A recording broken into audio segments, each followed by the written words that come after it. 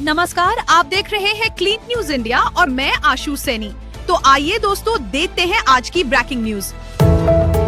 जम्मू कश्मीर के कठुआ में बादल फटा, 4 की मौत, 6 घायल। जम्मू कश्मीर के कठुआ जिले के एक दूरस्थ गांव में रविवार को बादल फटने की दुखद घटना हुई। इस प्राकृतिक आपदा में 4 लोगों की जान चली गई, जबकि 6 अन्य लोग गंभीर रूप से घायल हो गए। प्रशासन मौके पर राहत और बचाव कार्य में जुटा है। किश्तवाड़ में तबाही का खौफनाक मंजर। किश्तवाड़ के चिशौती इलाके में बादल फटने के बाद हालात बेहद भयावह हो गए। देखते ही देखते मलबे का सैलाब बह निकला, मकान ढह गए और पेड़ जड़ों से उखड़ गए। जगह जगह खून से लथपथ शव, बिखरे अंग और चीख पुकार ने रोंगटे खड़े कर दिए।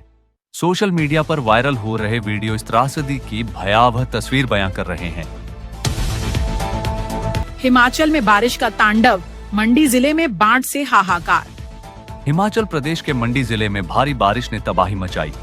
चंडीगढ़ मनाली राष्ट्रीय राजमार्ग के मंडी कुल्लू सेक्शन पर पनारसा, टकोली और नगवाई क्षेत्रों में अचानक बाढ़ आने से कई गाड़ियां बह गईं और घरों में पानी व मलबा घुस गया।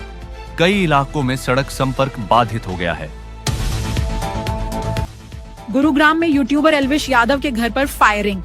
हरियाणा के गुरुग्राम में लोकप्रिय यूट्यूबर एल्विश यादव के घर पर बाइक सवार हमलावरों ने तड़के सुबह करीब 5:30 पर 25 राउंड गोलियां चलाईं।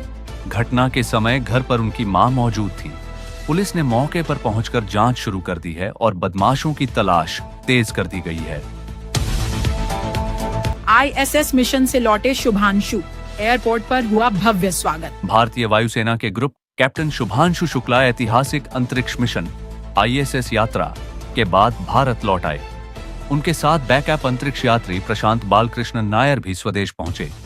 दिल्ली एयरपोर्ट पर केंद्रीय मंत्री डॉ. जितेंद्र सिंह, दिल्ली की मुख्यमंत्री रेखा गुप्ता, इसरो प्रमुख VB नारायणन और छात्रों ने उनका गर्मजोशी से स्वागत किया। जेलेंस्की का बयान, रूस की जिद से शांति प्रक्रिया ठप। यूक्रेन के राष्ट्रपति वोलोदिमिर जेलेंस्की ने अमेरिकी राष्ट्रपति डोनाल्ड ट्रंप से होने वाली अहम मुलाकात से एक दिन पहले कहा कि रूस लगातार युद्ध विराम की अपीलों को ठुकरा रहा है। उन्होंने आरोप लगाया कि रूस ने अब तक यह तय नहीं किया कि वह हमले और हत्याएं कब बंद करेगा। चुनाव आयोग की प्रेस कॉन्फ्रेंस आज। बिहार में मतदाता सूची के विशेष गहन पुनरीक्षण SIR प्रक्रिया को लेकर उठे विवाद के बीच चुनाव आयोग ने रविवार को नेशनल मीडिया सेंटर में प्रेस वार्ता बुलाई है। माना जा रहा है कि आयोग विपक्षी दलों के सवालों और आरोपों का सिलसिलेवार जवाब इस प्रेस कॉन्फ्रेंस में दे सकता है। भाजपा में शामिल हो सकती हैं पूजा पाल, मंत्री पद की चर्चा तेज। कौशाम्बी जिले की छायल सीट से सपा विधायक पूजा पाल को पार्टी से निष्कासित कर दिया गया है।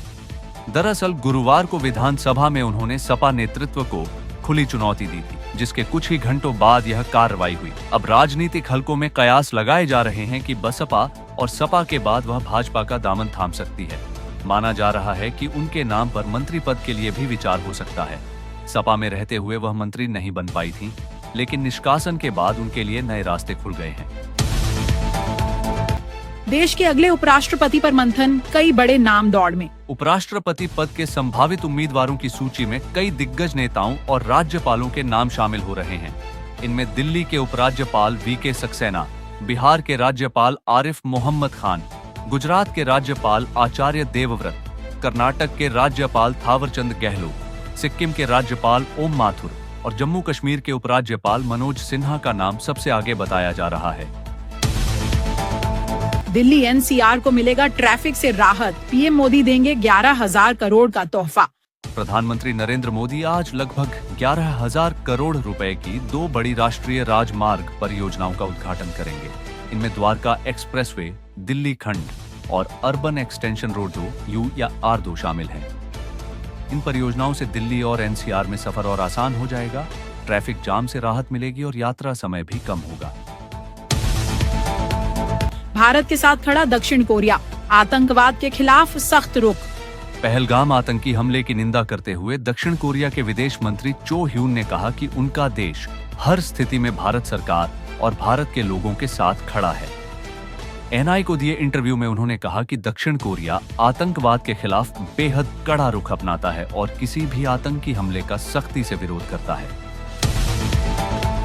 एशिया कप में लौटेंगे जसप्रीत बुमराह, चयन लगभग तय। भारतीय क्रिकेट टीम के स्टार गेंदबाज जसप्रीत बुमराह ने संकेत दिया है कि वे एशिया कप के लिए पूरी तरह फिट और उपलब्ध हैं। खबर है कि उन्होंने चयनकर्ताओं से बातचीत भी की है। चयन समिति की 19 अगस्त को मुंबई में होने वाली बैठक में 15 सदस्यीय टीम का ऐलान होगा और बुमराह की वापसी लगभग तय मानी जा रही है। कांग्रेस नेता राहुल गांधी आज रोहतास जिले के डेहरी ऑन सोन से वोट अधिकार यात्रा की शुरुआत करेंगे। यह यात्रा 16 दिनों तक चलेगी और करीब 24 जिलों से होकर गुजरेगी। कुल 1300 किलोमीटर लंबी इस पदयात्रा में 118 विधानसभा क्षेत्रों को शामिल किया गया है कि यह यात्रा बिहार चुनाव को ध्यान में रखकर विपक्षी इंडिया गठबंधन की रणनीति का अहम हिस्सा है। अगर आपको वीडियो अच्छा लगा हो तो वीडियो को लाइक करना, शेयर करना और clean news India Hindi channel को सब्सक्राइब करके बेल आइकन को जरूर दबा देना। रोजाना ऐसे ही देश दुनिया की काम की और महत्वपूर्ण खबरें देखने के लिए मिलेंगे नेक्स्ट वीडियो में।